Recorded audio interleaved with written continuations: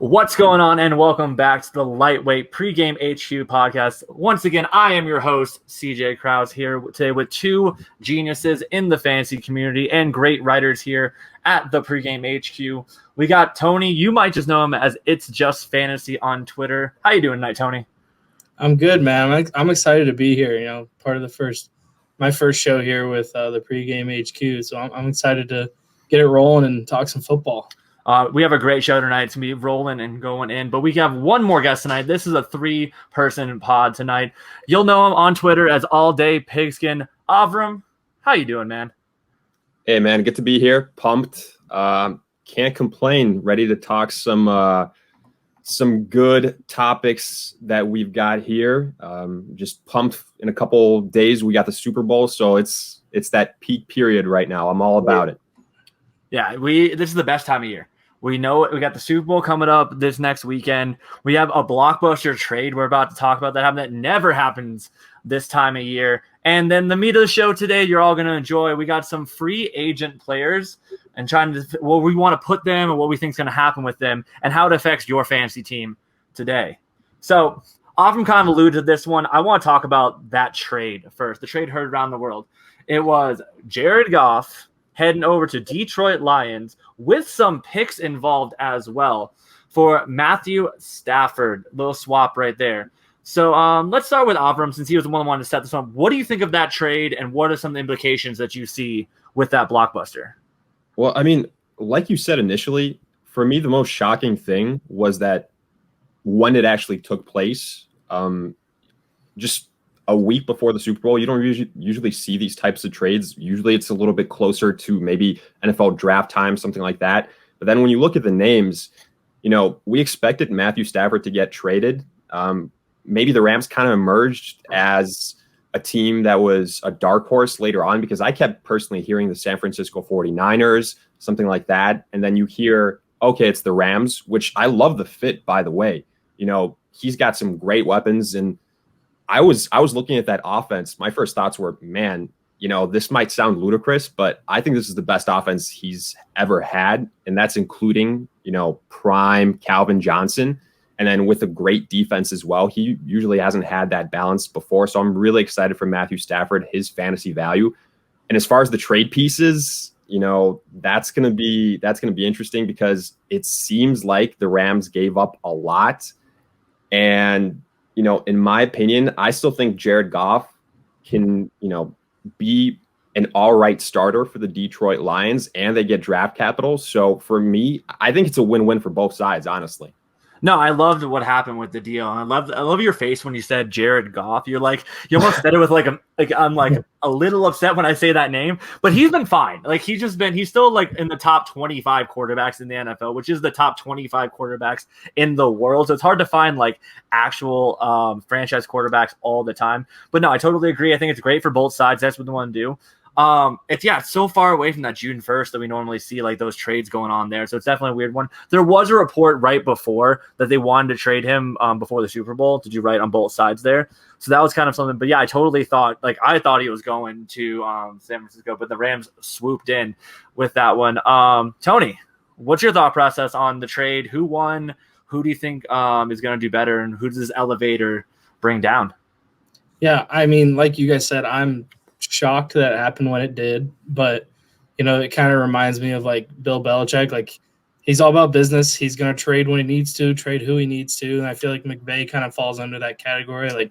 He wants to win. He doesn't care what he has to do. And so I think when they saw Matt Stafford was on the block, that him and I don't know their GM's name off the top of my head, but I'm sure they sat down. He was like, I want Stafford. We need to see what we can do. And they definitely sent a haul of picks. That's always risky, but like you said, Goff is a serviceable starter. So as long as Dan Campbell can do something with him up in Detroit, I think both teams fared out pretty well in this trade. The Rams might miss those first picks, because I don't think they've had a first pick since 2017 or something like that. Jared Goff was the last first-round pick they did. Yeah. So and they don't have one until 2024. So that's a big gap with no first-rounders. But, if McVay is kind of like Belichick, he's going to find value with the picks they do have. And I think Stafford, like Avram said, is they're going to do pretty well with that offense and Stafford in there. Oh, I totally agree with that one. One big thing, though, it does put McVay, to me, on the hot seat a little bit because he has to make the Super Bowl again within the 2 to 3 years he has Stafford under a strong contract there. Because if you're giving up that kind of asset, you can't go backwards at all. And you have an aging wide receiver in Robert Woods. Cooper Kupp's not getting any younger. They're great assets. They're elite for what they do in that offense, but it does mean you're going to the Super Bowl or you're going out the door. To me, at least that's what I view on that one. So yeah, Win or go home. What's up? Win or go home, basically. Yeah, win or go to that nice mansion that you got there that we saw in Hard Knocks. I wouldn't be too upset with that one. Bringing up trades going on. We have one more in the looming that I want to talk about. I call it Watson Watch 2021. So I want to hear your guys' opinions on, do you think he's going to be traded? Because they talked about already, they're looking for 4 total picks, including at least 2 first-rounders, 2 second-rounders, and 2 starting defensive players specifically. That came out today with that one. So, Tony, I'm going to start with you. Do you think Watson gets dealt? And if he does, where's he going? If he gets dealt, it's going to be someone who has the ammo to do it. So, like my Miami Dolphins, they have the ammo to do it. Or even the Jets with their position in the draft and like a brand new coach coming in. Like those 2 teams off the top of my head, I think are the ones that would, if they wanted to, have the most ammo and, the capability to actually push for that trade. Personally, I don't think Watson's going anywhere as much as he doesn't want to be there. I think he's kind of stuck under this umbrella right now, and he's just in a sticky situation, kind of like, honestly, I'd say quicksand. If he's going to get out, he's going to need a lot of help, and it's going to be all those picks that they supposedly want. So yeah, I don't see Watson getting traded, but he's the kind of competitor that I feel like he'll make a point that he wants to be out of there. And we have, I don't know, 2 months, 3 months till the NFL draft. So much can happen at that time, so we'll just have to see. Yeah, I saw this funny meme on Twitter floating around of like a fat up Watson saying show up for training camp if he doesn't get traded. So that's something that we might. Yeah, he just on that Zeke diet in the offseason, Avram, what do you think about what's going on with this? What do you think of Watson Watch 2021? Is he getting moved? Is he not? And if he does, where's he going?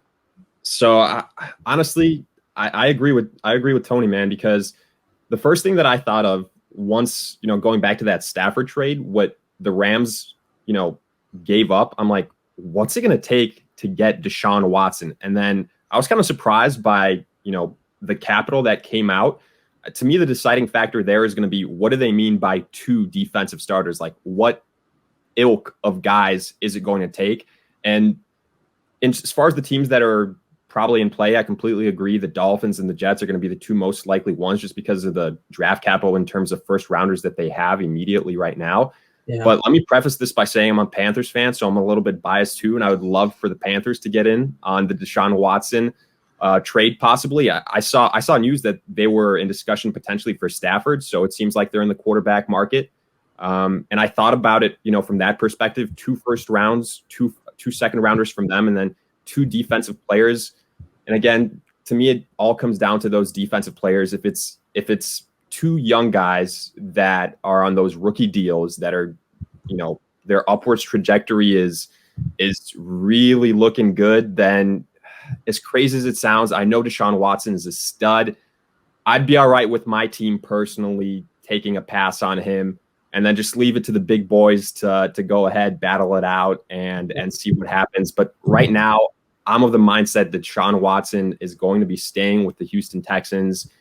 I don't see the draft capital, the player capital, just being in the neighborhood of what the Texans want. But at the same time, they also just traded DeAndre Hopkins last year for almost nothing. So I'm not going to try and pretend and say here that I can predict what the Texans are going to do because clearly I can't. I mean, Bill O'Brien was the problem there. That's true.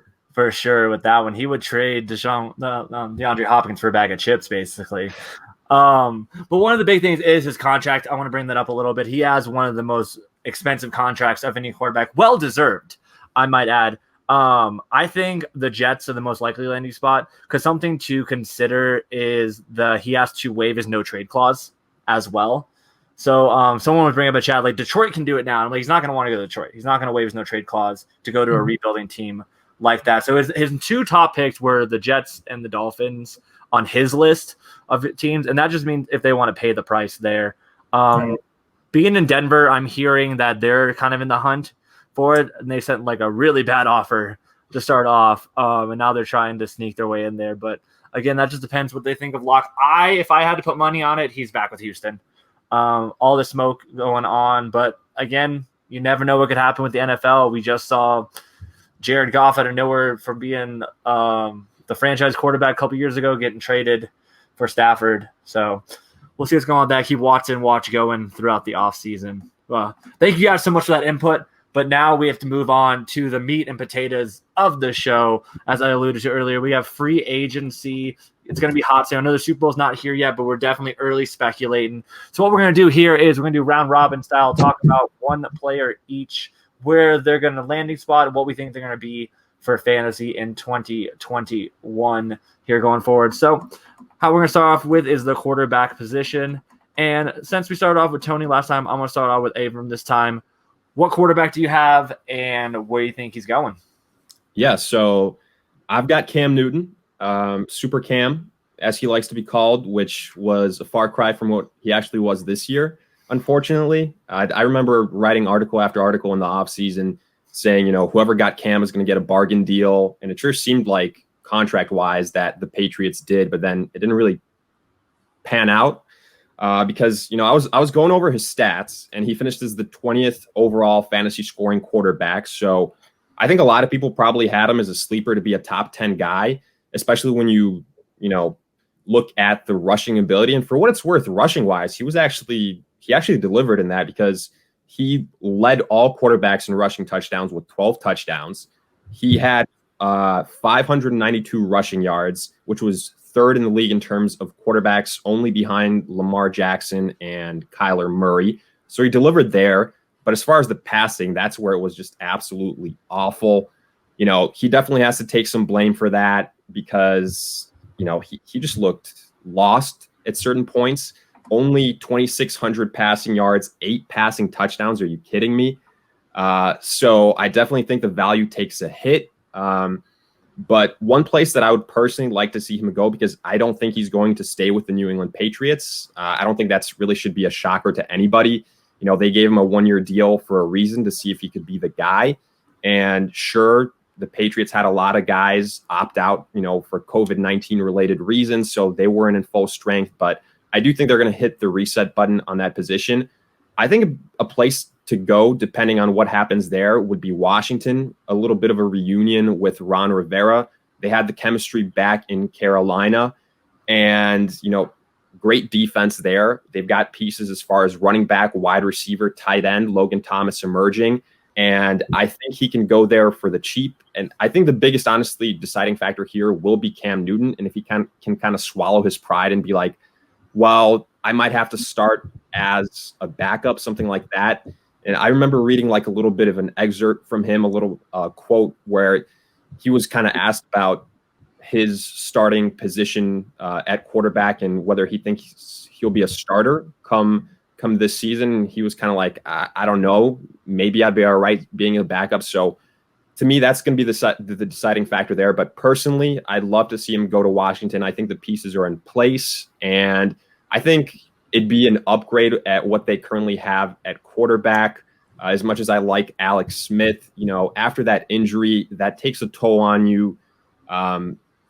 So for that reason, I do think Cam Newton won't cost you much. See what you have there for a year type of rental again, because if Washington doesn't pull the trigger on a big time trade, then, where they're picking right now in the draft, assuming they don't trade up, I don't think that you're going to be able to get the type of quarterback that you want to potentially be that franchise guy, but you never know. No, I totally agree with that one. I mean, I was calling him Scam Newton all last year. He did not look like himself. He did not look like anything. And I mean, the Patriots got the cheapest of cheap deals. Like, they got him for like a ham sandwich and a bag of chips. Like, that's all they really paid him last year. And it was a prove it deal. And to me, he didn't prove anything more than he might be washed, because we relied more on his athleticism there. But I do agree there are places he could go. One spot I think that might be to kind of like piggyback there, because I really hope he doesn't go to Washington from my Terry McLaurin shares, is your place out there in Chicago. I think he would be a good fit out there. Potentially him versus Nick Foles to kind of battle it out, because they both could be on a cheaper deal. Either one to work on that one. That's someone I would see. I just don't personally. Ron Rivera made it through cancer. I don't want to have lived through Cam twice. That's not something I wish on anybody. But no, that's a good take. I could definitely see that happen with Washington, and we'll probably talk about Washington more here soon. But Tony, I hear you got a hot one coming in. Yeah. So famous Jameis Winston. Old crab legs. I'll just roll into it because we mentioned the Bears just 30 seconds ago. I think Jameis in Chicago would be like Trubisky 2.0, basically. So I think he's essentially the same quarterback where he just throws it to wherever he can. But I think Jameis has that little bit more of a factor as a starter, especially a year sitting behind Drew Brees. You got to learn something. You don't sit behind a guy for a year who's a Hall of Famer and not learn something. I mean, we've seen Winston. He hit 5,000 passing yards one year. He's had 3 seasons over 4,000 passing yards. He's clearly a serviceable quarterback. He just clearly didn't have the best recipe down in Tampa, so they decided to bring in Tom Brady and ship him out. I like the thought of Winston in Chicago. I think he could be a little cheaper than other options just to get Chicago maybe over the quarterback hump for this next year. But I like famous Jameis going to Chicago this offseason. No, I think it's a great fit for him. I think he could really elevate some of the like Darnell Mooney could be a great person to gain some with there. I mean, as much as we want to rag on Trubisky, he had some good throws, but then he'll look completely terrible like the next play. There, I see you putting your face in your hands right down there. I mean, maybe I'm biased, but I've been out on Trubisky since day one, just watching him every God-given Sunday here and just making these type of throws that I don't understand. Yes, he'll have an occasional good throw, but he gets bailed out so much by that defense. I think Winston would be a huge upgrade over him because you said it yourself, 5,000 yards. I can guarantee you that is something that Trubisky will never do in his career. Like I've seen zero to indicate that. So I think at least from that perspective, he'd be an upgrade there. Don't get me wrong. It'll be a hell of a roller coaster ride because those guys can rival each other in terms of turnovers. Yeah. But I do think he adds a little bit more oomph to that offense, which it desperately needs because Monster's the midway. I get it, but you got to get an offensive identity in 2021. No, again, going with Jameis there, that's the biggest thing. He brings so much upside, but so much downside as well. But with a defense that strong, they can mitigate that pretty well as long as anything too crazy. Tony, you're about to say something, so I'll let you jump in. Yeah, sorry, but we saw Jameis and Mike Evans connection in Tampa. Jameis and Allen Robinson, if he stayed, I don't know. That'd be pretty interesting. Yeah, Allen Robinson, one of my favorite players. I'm sure we're going to get to him in a little bit, talking about his free agency class. But as a Saints fan, I wouldn't mind him coming back to New Orleans and hitting up Michael Thomas a little bit there. But enough about Jameis. Let's talk about someone that you were hating on a little bit down there. We have Mitchell Trubisky. I do not think he's the best quarterback out there in the free agent market. By any means, that's still Dak, but that's an easy one to talk about. Mitchell Trubisky, I think, has a good spot where he can be a starter, and I think it's New England. Because if anybody can get him under control and get him in like a system that works for him, I think it's Bill Belichick. So they're going to have a new quarterback to me. I don't think they're going back with Cam. Whether they get a trade for Jimmy G, who apparently doesn't look like he's going to be the starter in the 49ers, come back to that one. I don't think they're going to go back to Brissett. I think about Bill, he remembers who does really well versus him. Like he doesn't forget that. And Mitch has had some of his best games versus the Patriots. And that's why something like he wants to like take the best of him and teach him how to do that in the system. And that's what I think is where he's going to go and the best landing spot for him. I'm going to skip you down there and we're going to go over to Tony real fast. I want to hear you last. So Tony, you're up. Yeah. I agree. Bill Belichick does wonders with, not necessarily studs, but average, above average players. He makes them into very serviceable guys. Trubisky would be a good fit. He'll probably be a cheaper option as well. And I know the Patriots have a good amount of cap space, but if they could get a guy like Mitch and then focus on, wide receivers, linemen, I know they need a tight end up there. I don't know how fond they are with their tight ends, but Mitch would be interesting in New England. I don't know if they would have success right away, but if they were to get him on like a 2-year deal, maybe I would see year 2 being better than year 1. But it would take a lot for Mitch to spark a team when he couldn't really spark the talent Chicago had. I'm not saying it's gonna be like the best. Like, he's not gonna be Tom Brady or anything. Right. But that's someone that could they could work with him and fix his imperfections. He's Auburn's waiting down. Let's see what you got, bud. I mean, I'll just say this. 100%. The best thing for Mitch is to get out of Chicago. I think he needs a fresh start, and wherever it might be, New England, 30 other teams, as long as he gets out of Chicago, that's a good thing for Mitch. I think he just needs to hit that reset button. The question I think that I'm going to have when looking at Mitch is how he fares, against those tougher matchups, because, I've seen Mitch play, and he plays all right when he's playing the 32nd, the 31st, and the 30th worst defenses in the NFL. But then once you actually play a defense that can either stop you, like you saw versus New Orleans Saints in the playoffs, or versus an offense that can put up a bunch of points, that's where it gets a little bit troublesome. It'd be interesting to see what he can do with Bill Belichick. I will say that because, Bill Belichick, greatest head coach in NFL history. If there's anybody that can maybe fix Trubisky, it would be him, or get a little bit more out of him. I will say this. I'd like for him to go potentially to a team where either they've got a really strong defense, because I do think he still needs that help, or one that has a lot of offensive weapons to kind of be that crutch for him and help him out. I don't necessarily know if the Patriots right now fit that mold. That would be my only concern from that perspective. And maybe I'm just thinking about it from a fantasy perspective.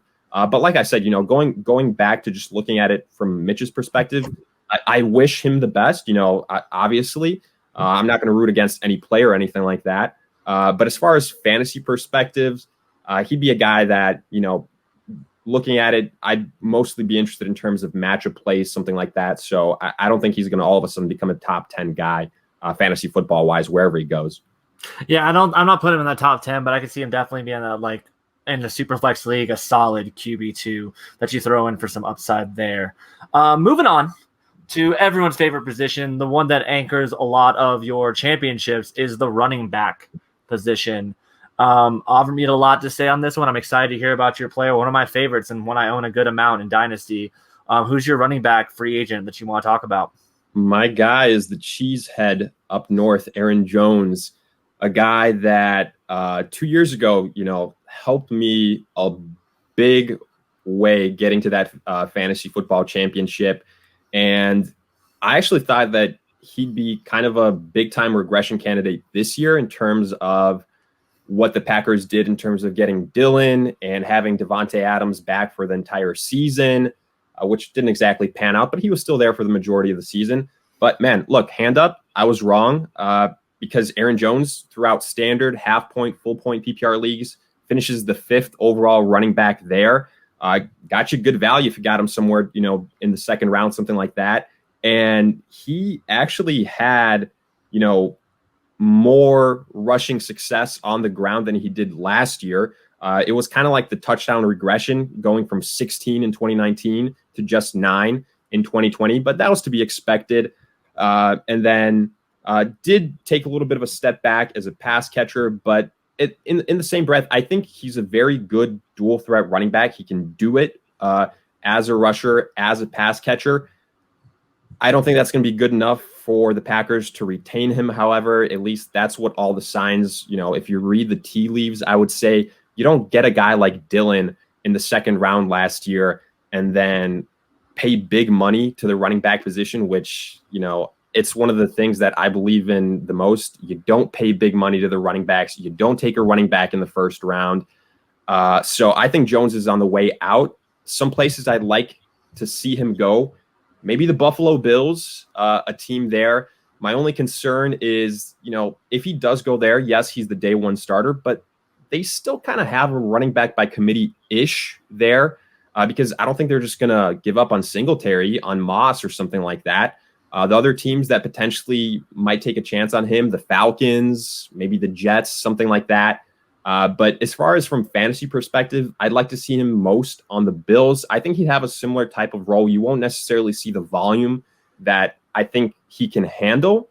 I think it'd be a similar type of role in terms of snap rate, snap percentages as he had in Green Bay, just to keep him a little bit fresh. But he can still be successful. I mean, he proved it this year. He proved it last year. So Buffalo would be my top spot for him to retain that top 10 running back status fantasy-wise. No, I love Aaron Jones. He has been the biggest RB1 value in startups for 3 years straight. Like his peak he hit is like a round 3 pick because he's always been a little bit older. He's always in a committee. There's always some kind of narrative against him, yet he always outproduces his ADP, at least in Dynasty, which I play primarily. I mean, he's a round 1, round 2 pick in redraft a lot of time, but that's something to consider the differences there. Love Aaron Jones there. I agree. I think I'd love to see him in Buffalo.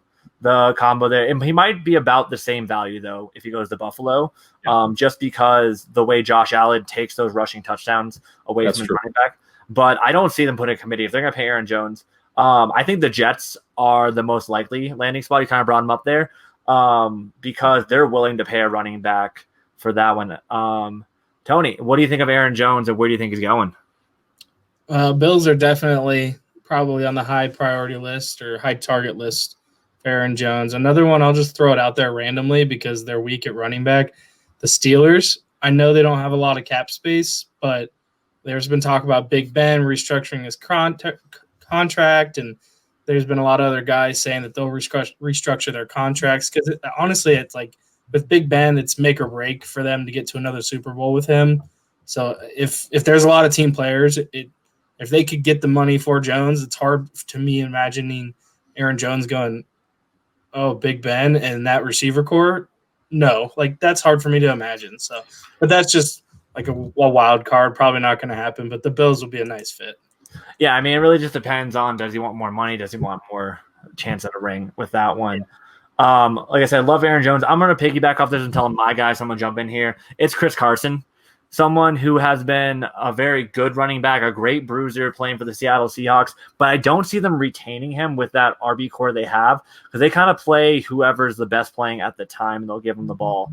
I think Chris Carson and Aaron Jones are tied at the hip because whoever loses out on Aaron Jones is Chris Carson's going to be the first guy that they call up. I think he's just going to be a cheaper version of him. Great yards per carry, a great running back, but definitely on the older side. But neither one of them have a lot of tread on their tires. But Carson's biggest thing is he tries to initiate contact a lot, and that's about what we don't want to see with that because there's more risk of injury. But like I said, I think the Jets are a great fit. The Falcons could be a great fit. Whoever gets him is just basically getting Aaron Jones light on that one. I mean, the Dolphins might be potential for another running back as well. So since I brought up the Dolphins, Tony, what's your opinion on Chris Carson? I'm actually I have a strange fantasy tie with him. Every year I'm I see him on the draft board. I'm like, I hope he falls to me. I hope I can get him. I don't know why.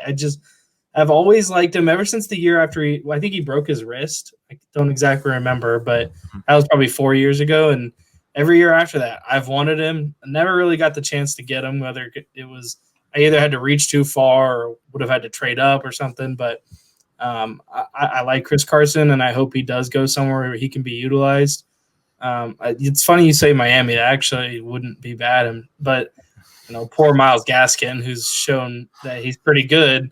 But Chris Carson would certainly help that running back room for sure. Yeah. What do you think of Carson, and what do you think of my comparison to the tied at the hip with your guy? So I 100% agree with that about Aaron Jones. I think Aaron Jones is maybe a little bit higher just because some people might value him as a better pass catcher. And maybe, Carson does have a little bit of a longer injury history here and there. It seems like he never plays a full 16-game season. Maybe that can be a knock on him. I hope he doesn't go to Miami. I really like Gaskin from what I saw. I actually think that, that kind of physical bruising type of running back, maybe go to the Steelers, play that type of that brand of football over there. If James Conner doesn't return, obviously, he very well could be another name that we'd be talking about right now. But I like Chris Carson a lot. So physical. I wish the Seahawks used him more. I think he has that type of ability. So I'm big on him. I think he's going to be one of the running back prizes this off season. And like you said, probably the next guy up after Aaron Jones. Yeah. Yeah, I think he's the one that they're like, if you miss out on that lottery, he's the next guy you call and see what his number is. Or if Aaron Jones is asking for too much, you settle for that. Because I think he can put up a lot of numbers. Again, not as good of a pass catcher. This is the one I'm excited for. That's what left the last of the running backs, the spiciest of all the RB. I want to see where you put him and what happens with this one. Tony, tell us your running back, my friend. Yeah, so I took Philip Lindsay. Some about Philip Lindsay, I know he's older for a running back. He's going to be 27 going into next season. I just feel like Philip Lindsay got the short end of the stick this year. They brought in Melvin Gordon. Did they trade for Melvin Gordon or did they sign him? They signed him. They signed him to a 2-year deal. They can get out of his contract pretty easily if they want to, but I'm not sure they do to just go laterally with Lindsay. But okay, so assuming they stick with Melvin Gordon, I feel Philip Lindsay got the short end of the stick because he came in undrafted rookie, got 2 back-to-back 1,000-yard seasons. He's looked great in the pass game for the Broncos, and then they're like, just kidding, we're going to go get Melvin Gordon. We're hardly going to use you. And I know he got hurt in the start of the season, but even when he came back, I was like, okay, Philip Lindsay, you should leave town. I know you're a Colorado he was like born in Colorado, played. Oh, yeah. He's down. I live in Denver. He's down the street, man. Yeah. So, like, I know it's probably like tough for him to do it, but if he wants to be utilized, I think the Cardinals would be a decent fit for him. Because I don't know if they're keeping Kenyon Drake. I also have relationship issues with Kenyon Drake. But the Cardinals, I mean, Philip Lindsay's quick. He doesn't necessarily need, as we've seen, a bulk of the work. And if Kyler's, rushing it here and there, bringing a speedster like Lindsay to throw them off, working the passing game, screen game, I think that could be a good fit. And he'd probably be kind of cheap. I can't remember the Cardinals cap space off the top of my head for this upcoming season, but I think Philip Lindsay could be a cheap, affordable option for an offense that is looking for a spark. Chase Edmonds might be too similar to Philip Lindsay, but I don't know if the Cardinals see Philip Lindsay or see Chase Edmonds as like the future, but I don't know. That seemed like the one team that could kind of be like a wild card, good fit. No, I think I never thought of that, honestly, where the Arizona Cardinals would be there. And I love that fit, actually, now that I think about it. Unfortunately, Lindsay is not the best pass catcher. You would think with his size and speed he is. His hands just aren't there. And with multiple wrist injuries, because, like, watch him in Denver. And he went to CU, which is literally up in, like, down the street again up in Boulder. So I'm pretty familiar with him. He was actually my first year where I really got into Dynasty. He was my 30th round pick, the last pick of the entire draft, his rookie season. Worked out great. That's great. I had the inside scoop living here. That's the cheaty move on that one. But no, I think that's a great fit. I think he does something different. And they want Edmonds to be that pass catcher. And I think them both being fresh is the best thing for that offense. So I love the way you put that. What do you think of that one, man? Yeah, I really like Philip Lindsay. I was gutted when Melvin Gordon signed with the Broncos. I was so ready for Lindsay to take over that backfield. He showed he could do it his rookie season and then just, kind of had the door shut on him. So I do think he's probably leaving Denver. And one place that I think, kind of makes sense, the Falcons. I don't think Todd Gurley's coming back. The guy, as talented as he was, those injuries, I don't know what it is. He just doesn't look like himself. And the guy's still young. That's what kills me too. So Philip Lindsay there, I think the Falcons can get him relatively cheap. And right now, I don't think they're going to try and, spend a lot of money at the running back position after maybe getting a little bit burned by trying to go after a big name like Todd Gurley. It's going to be a question mark there to me in terms of what happens at the quarterback position. And if it's like a full-on rebuild, if that happens, maybe you don't get Lindsay or something like that. So I don't know, but I think he's a very talented player that whoever gets him is going to get a good deal. They're going to get more than what they paid for. Yeah, I think that's the biggest thing. He's a fighter. He's definitely going to be someone who's going to get the yards you need, and definitely, even if he's in the committee, he's going to do everything he can for that team that gets in. So whoever ends up with him is definitely getting a great football player. Yeah. At the end of the day.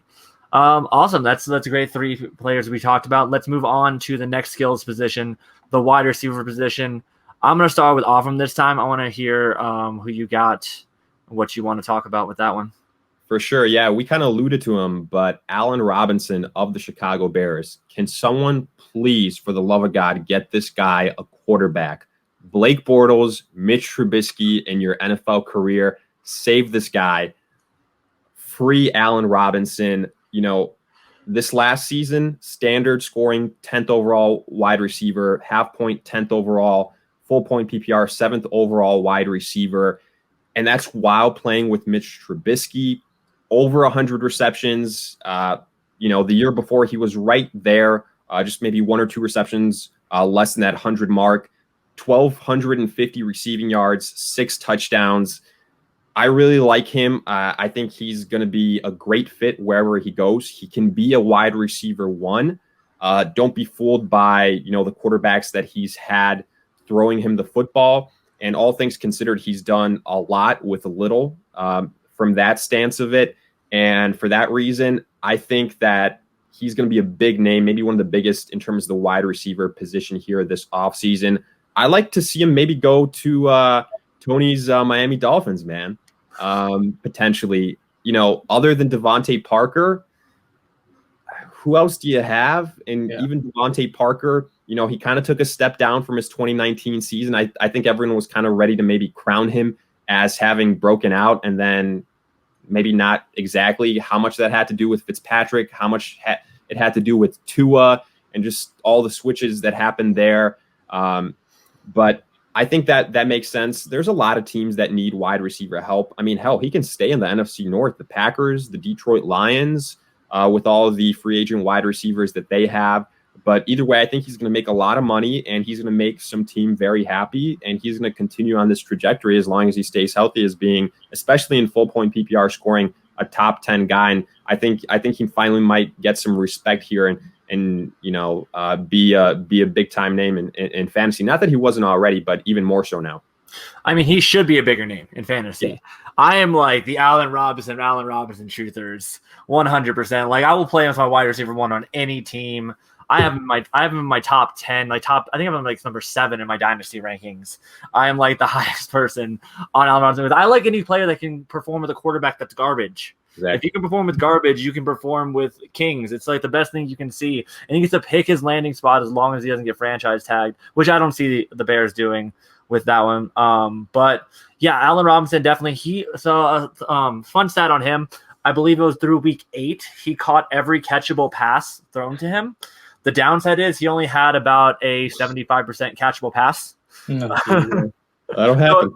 So it made him look a lot worse but every catchable pass he didn't miss there. Tony, I'm sure you got something nice to say about Allen Robinson. If you don't, I'm kicking you out. So let's hear some good Allen Robinson talk. No, you guys are absolutely right. He's a beast that's been a beast with barely above average and average quarterbacks. That's about it. I don't know if I agree with him to Miami, only because he's going to want big money. The Dolphins only have about $25 million in cap space as it stands right now for this upcoming season. I've projected him to be a $20+ million receiver. I think that's where he wants himself. I think he's worth it just because of the way wide receiver contracts are going nowadays. 10 years ago, I never would have said that. But I would personally, I love Allen Robinson. I would love him to end up in Miami. I just don't see it because of the cap space and their 2 first-rounders. They could snag one of these rookie wide receivers that have all kinds of hype. I mean, we saw rookie wide receivers produce last year. Who's to say that doesn't translate to 2021 as well? So, again, I would love it. It would just need to be the perfect situation. Jamar Chase to Miami. That's Sign me up. That's my prediction on that one. But no, I mean, I'm not putting a landing spot on Allen Robinson because I don't want to. I just want him to have a quarterback. That's all I want for him. That's a landing spot. Someone with a quarterback. Somewhere with someone that has like a catchable. Put it in the realm where you can catch it. So I just start off with my boy and hear about him. So let's talk about someone else that was a big commodity last year before the season started. Kind of took a dip in the past few years. Let's hear about who you got, Tony. What do you think and who you got? Where's he going? Yeah, so we talked about him earlier in the show here, and Juju Smith-Schuster. A lot of people, are putting him down, saying, he's riding off the AB hype still from 2018, and he's TikTok boy. I'm like, God forbid a kid who's 24 years old, same age as me, is having fun on TikTok because he's a pro athlete with millions of people who love him. God forbid, So what you're saying, you have a really good TikTok, and we should all follow. No, I use TikTok. I don't post on it. I have. It's just my dog, though. That's a good TikTok. So follow It's Just Fantasy or whatever his TikTok is. See his dog. But go on with Juju. I wanted to. Yeah, so I have him as somewhere around like a $15 million range wide receiver. I think it'll take the right team to give him that money because I'm not sure there's a lot of organizations who would want to pay him that right now. But a team like Miami who needs a slot presence where Juju primarily plays, he's only 24 years old. I've seen some stuff on the internet that he's got rapport with Tua, like they admire each other's game. I am biased, obviously. I like the Dolphins and I like Juju, so I want those two to mix together and make a nice little cocktail. But I like the fit there. I think they can afford him and then use that remaining $10 million. And I'm sure they'll cut some people and get some more money in the cap space so they can work with free agency. But again, they still have a decent amount of picks for this draft. So I think Juju gives a bit of an advantage in terms of allowing them to get other pieces, whereas Allen Robinson, a lot of that cap space would go to him. But I like Juju. I like the mixture. I kind of hope it happens, but we'll see. He might just stay in Pittsburgh. People do like him in Pittsburgh. They just wish he got off TikTok. I'm not sure Juju stays in Pittsburgh. He's had some trouble with the coaching staff and some of the players kind of like not meshing well there. But Juju is an anomaly to me. I was so out on him when everyone was giving the super hype train because of his next gen stats and like how he can't play versus press. So I do not think he is a one, but I think he can go anywhere that there's already an alpha and be elite because he is an elite slot presence, just not an elite wide receiver is the way Right. I try to word it. So if you can get him facing off against linebackers on like a slant or even a go route versus those, he's going to take it to the house so much. I think anybody that has an alpha already in place, so we can talk about like teams like Green Bay is a good example. Potentially, even if Arizona can find a way to pay him there. I know they got Kirk there, but I think Juju is just an elevated version of Kirk as well. So please, teams already have the alpha. Abram, you look like you like the Green Bay talk there. So let's hear what you got on Juju. What do you think? On the nose, I think you hit it right there. I don't think Juju's staying with the Steelers. I think they just have cheaper options at the wide receiver position. I don't know what it was this year. Maybe they just game plan wise didn't go to him enough. They wanted to see what they had in Deontay and Claypool and other guys. But I do think he's on his way out from Pittsburgh. And like you said, I don't think he can quite be that big time wide receiver one, but opposite Devontae Adams, I would love to see that for the Green Bay Packers. I think he could potentially return value like we saw opposite Antonio Brown, something like that. Great quarterback in Aaron Rodgers. The only thing is the Packers aren't exactly known for, signing those, if you will, big name wide receivers, giving money to that position as much as Aaron Rodgers pleads for it. Because last season you had some options and they went and got Devin Funchess. So that tells you all you need to know. So as much as I'd like to see him go to a place like Green Bay, that'd be my top choice. I don't really know if the organization would go for it, but that would be my number one choice for Juju. Yeah. Yeah. No matter where he goes, I think as long as he has a bright future, period, with that. Someone else I want to talk about the bright future. One of my favorite, underrated wide receivers that I like to talk about is Curtis Samuel. Someone who got a lot of breakout hype back in 2019, but didn't really fulfill that. 2020 comes back and outperformed DJ Moore, playing the same amount of games in PPR fantasy. If you put it all together, so he was the wide receiver 24. DJ Moore is wide receiver 25 there. Not saying that DJ Moore isn't the better wide receiver, but production-wise and what he does for a team, I think he just does so many different things, especially playing that running back, that hybrid role. And as a fit, I think I could see him going to, like I say, Green Bay would be a nice fit. Also, the Jacksonville Jaguars. I think they would use him very well, especially with the new coaching staff coming in that knows him already from Ohio State there. So it's something that I would think would be a nice fit. And I think he's going to come a lot cheaper than a lot of other guys, especially with there. But he's still only turning 25 this year. Something to take into account that no one realizes. He feels like he's been in the league forever, but someone that could be one of those cheaper options and great for fantasy if you're like trying to look for your dynasty teams, someone to snag up for maybe like a late second. And I'm sure you'll be able to get him for that. So Tony, let's hear what you think of my boy Curtis Samuel. Yeah, I mean, as you can see, I'm Ohio State born and bred, so I love Curtis Samuel. I think the delay on his production, he was a running back in college, so it's just when you go from playing in college to NFL, it's hard enough. But when you switch positions going from college to NFL, that's a whole nother level of tough. And you have to get over that hump. And I think with coaching changes, and now he's got Matt Rule, who's more of a college-style coach because that's where he came from. He's adjusting pretty well, I would say. But it's finally time for Curtis Samuel to have a big year, and I wrote an article about him. I'm pumped for him. Hope he ends up somewhere good, whether he stays in Carolina or goes somewhere else. I think it's going to be great for him. Personally, I predicted that he was going to the Patriots, but we'll see. That'd be a good fit too. Auburn, what do you think? Yeah, I mean, look, I'm biased on this as a Panthers fan, and I'm going to be on the opposite side of you guys. Unpopular opinion. I'm not the biggest Curtis Samuel fan. I remember everyone in 2019, like you said, was just hyping this guy up, and in my head, I was just like, this guy is like a lesser DJ Moore that's maybe a little bit more injury prone and less consistent. And those were my concerns. It didn't happen in 2019. And I will say again, hand up, I was pleasantly surprised from him, what I saw this season.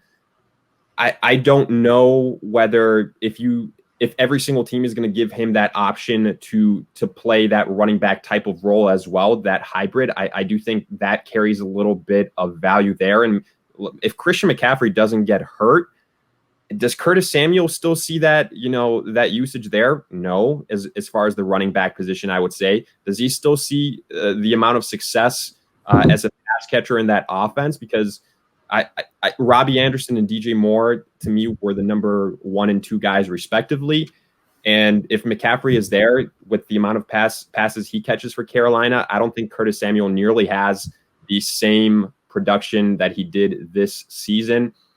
I don't think he stays with the Panthers. I think he's probably on the way out just because the Panthers have a lot of other needs. They pretty much could use help on the defense at every single position, on the offensive line. Robbie Anderson only has 1 more year left on his contract. So I think he goes elsewhere. As far as position, fits, I think he can be somewhat successful in a lot of different places because he won't cost you a lot. So, maybe those expectations aren't necessarily as what it would be with an Allen Robinson or something like that. I've seen some hype, maybe getting him to the Baltimore Ravens. I don't like that fit at all. I think that he's just going to be another Marquise Brown that they try and outdo each other in terms of who has more dropped opportunities for big time touchdowns. And something like that. But when you said the Jaguars, that makes a lot of sense. The Ohio State connection, I could see that. So to me, that wouldn't be a bad fit. Just again, I'm biased here just because the Panther fan in me. Maybe I'm a little bit pessimistic as well. But to me, he's a low to mid-level wide receiver too. Looking at it from just like redraft purposes in fantasy. Which, I mean, I don't disagree with some of the things you were saying there. I think he is about 70% DJ Moore. I don't think he's like as productive as he did this year, but it showed he can be, and that shows kind of like near his ceiling is that I'd say top 15 is his ceiling, and he's probably more like an 18 to 30 guy, depending on the week there. But those players are very important for fantasy because there are 12 teams in a league on average, maybe more, maybe less, and not everyone's going to have like 2+ wide receiver ones. It's good to know about these guys as well. So we're going to go a little bit quicker on this last position. I'm going to start off with our tight end position, the most boring of all of them. You guys got the good ones. So I'm going to talk about someone that I like as a player, but I'm not sure where to put him. And maybe you guys can help me out with this. It is Mount Everett, Gerald Everett there. Been playing second fiddle to Higbee, kind of the 1B in that offense the past few years. He's finally free. I mean, the only teams I could see maybe something looking for him is like the Texans maybe as an option there for tight end. There isn't too much tight end needy teams. Just quick little things, and we're running out of time here. What's your opinion on Gerald Everett? Let's start with Tony. He's young. I think he's got a chance to go somewhere and make an impact. It's definitely very dependent on where he goes. I think somewhere like the Jags, honestly. I don't think they see Tyler Eifert as the answer at tight end. I think he could be a good filler for if they didn't want to have to draft one. But that's just kind of on the spot, a good landing spot potentially. Awesome. Good to hear that. I mean, that'd be great for him to go there and kind of match up there. Avram, what do you think of Gerald Everett? Where would you put him? Yeah, I don't mind Everett. I don't see him returning with the Rams just because all the weapons that they have there. I think a decent place for him might be the Arizona Cardinals. They need some tight end help. They see him twice a year. They're kind of familiar with the type of player he is. Tight end has been a position for them that they haven't really addressed for a while now. So maybe they're not the type of team that really needs that flashy type of player there. And they'd be comfortable taking a chance on Everett, and he would join, an offense there that has a lot of potential. Kyler Murray continues to grow and gives you some upside there on a relatively cheap deal. No, and that would be a great lane spot too, especially with Dan Arnold coming off contract there. They do need to get a tight end. Even though Dan Arnold wasn't much of one there, so that would be a great spot there. Okay, enough about that one. That wasn't the fun one. You guys took the good ones, and I'll let you guys have that. So Tony, let's start with you again here. Who's your tight end? Where do you want him to go? And let's hear it. Yeah. So I'm talking about Jonnu Smith. It's no secret that he's like the ugly stepsister of the Titans.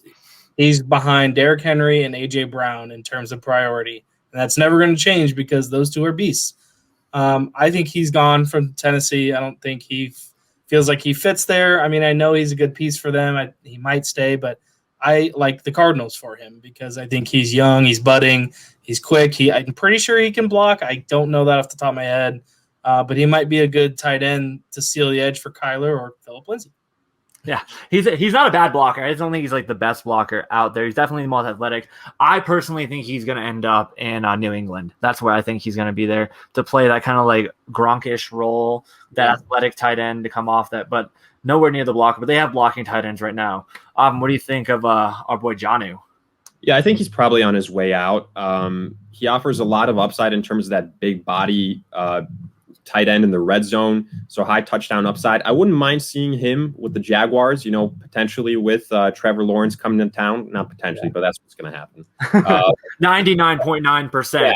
Yeah. A tight end is a young quarterback's best friend. I wouldn't mind seeing him there. I don't think Eifert's the answer there, like we already mentioned. So I wouldn't mind seeing Jonnu go with the Jaguars. No, I totally agree with that. That's a great fit. I think any tight end would be a great fit there, and they definitely are looking for one right now. All right, ready to take us home there, Avon. Who is your tight end that is coming off free agency? Absolutely. My guy, Hunter Henry of the LA Chargers, and actually just wrote an article about Justin Herbert on the Pregame HQ. So if you guys haven't checked it out, go and see it. But basically, I was hoping that Hunter Henry stays with the Chargers. That's my dream scenario for Hunter Henry. Justin Herbert proved that, he passed the eye test his rookie season. Continue to give him weapons. Hunter Henry, when the guy's healthy, he can get it done. Standard, he was the 12th overall scoring tight end. I know that wasn't sexy, anything like that, but when you look at half point, 11th, full point PPR, 8th overall tight end. So he catches some passes. He can be used in the red zone. I think he's reliable. And looking at other tight ends, you've got the big three, let's call them, maybe big four if you include Andrews, Kittle, Kelsey, Waller, and then Andrews. But afterwards, I think Henry can challenge for potentially the next best tight end in the league. Keep him with the Chargers. That's what I'd like to see. So you can continue to see growth from Justin Herbert. Yeah, I totally agree. I think he's a great blocking tight end too. So I think comparatively where Jonnu is like this athletic freak that can like go down the field and catch and run people over, Hunter Henry is the most complete tight end coming out. So I think he's going to require the most pay of any of the tight ends coming out. And I think he's a great fit there, but I think they like Farham there. Again, things I'm looking at for him, he's tied to the Colts.